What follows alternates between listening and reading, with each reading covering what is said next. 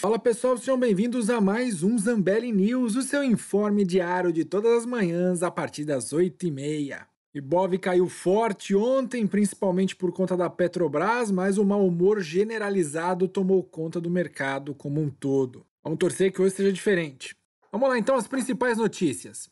Falando da fusão da B2W com as lojas americanas, o ponto crítico dessa fusão será a relação de troca proposta para cada ação das companhias, o quanto isso implica em ganhos ou perdas para os acionistas minoritários. O que pesa de forma favorável nesse cálculo são os contrapesos da operação.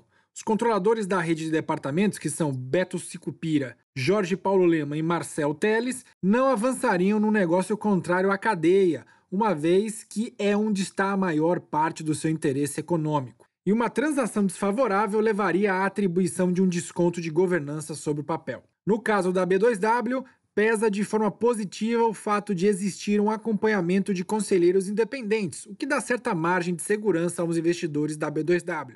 Na última sexta-feira, as empresas anunciaram que estão em estudo para uma possível combinação dos negócios que terá apoio de um comitê independente.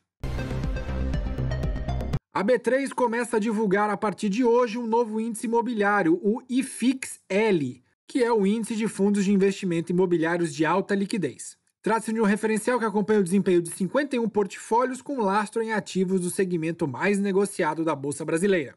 De acordo com a B3, o IFIX-L é considerado um subíndice do IFIX, lançado em 2012, um indicador mais amplo que considera o desempenho dos principais fundos imobiliários listados. O IFIX hoje reúne em sua carteira 87 ativos. O novo referencial busca refletir o desempenho médio das cotações dos fundos imobiliários mais líquidos negociados nos mercados de bolsa e de balcão organizados na B3. Para serem incluídos no índice, as cotas dos fundos imobiliários devem respeitar os critérios de inclusão, como, por exemplo, pertencer ao IFIX.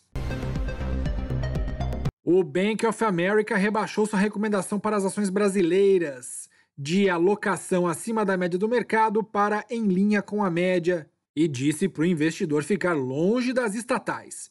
O banco removeu Petrobras e Eletrobras da sua carteira recomendada em razão das incertezas geradas pelas recentes ingerências do governo sobre o setor.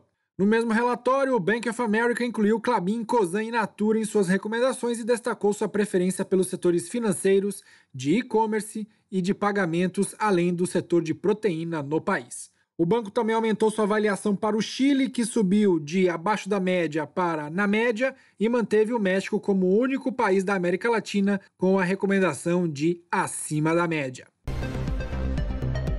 O tráfego de veículos nas rodovias administradas pela CCR caiu quase 4% entre os dias 12 e 18 de fevereiro, na comparação com o mesmo período de 2020. Excluindo o tráfego na Via Sul, houve queda de quase 5% no fluxo semanal. No acumulado do ano até 18 de fevereiro, foi registrada alta de 2,3% na movimentação das estradas, na comparação com o mesmo intervalo do ano de 2020. Os prêmios pagos pelos títulos públicos negociados via Tesouro Direto apresentaram forte alta nesta segunda-feira. Em um dia de maior aversão a risco no mercado após o anúncio, lá na sexta-feira, de mudança na presidência da Petrobras pelo governo e de sinalização do presidente Jair Bolsonaro de que novas mudanças podem ocorrer. O Tesouro pré-fixado com vencimento em 2024 pagava um prêmio anual de 7,04% na abertura dos negócios, contra 6,74% o valor registrado na tarde da sexta-feira. Da mesma forma, o juro pago pelo Tesouro pré-fixado 2026 subia de 7,35% para 7,67% ao ano. Entre os títulos atrelados à inflação, o papel com vencimento em 2026 pagava uma taxa anual de 2,91% mais inflação, enquanto o prêmio pago pelo Tesouro IPCA mais 2045 avançava de 3,65% para 3,83% ao ano. A Cogna Educação soltou um fato relevante diante da notícia veiculada pelo jornal Valor Econômico, que falava sobre a possível venda de ativos da Cogna para a Eleva Educação. Então, de acordo com a companhia, elas encontram-se em tratativas avançadas para potencial transação envolvendo tanto a compra quanto a venda de determinados ativos educacionais. Sendo que tais tratativas ainda não foram integralmente finalizadas e até o momento da divulgação deste fato relevante, os documentos definitivos da potencial transação não haviam sido assinados. A Cogna ainda diz que qualquer nova informação relevante à potencial transação, incluindo a conclusão das negociações entre as partes e eventual assinatura dos contratos, será objeto de um novo fato relevante emitido pelas companhias. As empresas esperam assinar os documentos definitivos em breve, possivelmente ao longo do dia de hoje ou nos próximos dias. Todavia, diante da não assinatura até o presente momento dos contratos, não há garantia de conclusão satisfatória da potencial transação.